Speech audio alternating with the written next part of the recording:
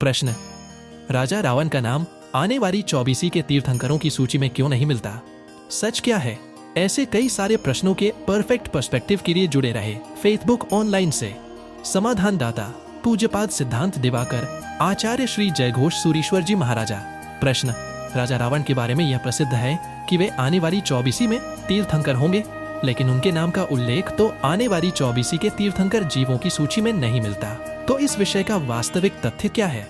समाधान, राजा रावण ने अपने जन्म में जिन्नाम कर्म तो बांधा था, किंतु उसे निकाचित नहीं किया। जिन जीवों का जिन्नाम कर्म निकाचित हो जाता है वे तीसरी नरक से नीचे कभी नहीं जाते, यह अटल नियम है। चूंकि राजा रावण चौथी नरक में गए हैं, इससे स्पष्ट होता है कि उन्होंने जिन्नाम कर्म को निकाचित नहीं किया था। इसके अलावा जब जिन्नाम कर्म निकाचित हो जाता है तो अवश्य ही तीसरे भव में मोक्ष की प्राप्ति होती है, जबकि पुंचरियन आदि ग्रंथों में राजा रावण के कई भवों का वर्णन मिलता है। आगे चलकर वे महाविदेह क्षेत्र में तीर्थंकर बनकर मोक्ष प्राप्त करेंगे।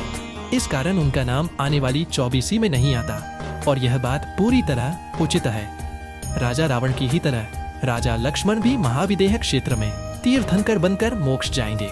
चौथी नरक से निकलने के बाद राजा रावण और राजा लक्ष्मण के जीवों का भव भव तक का संबंध ग्रंथों में वर्णित है।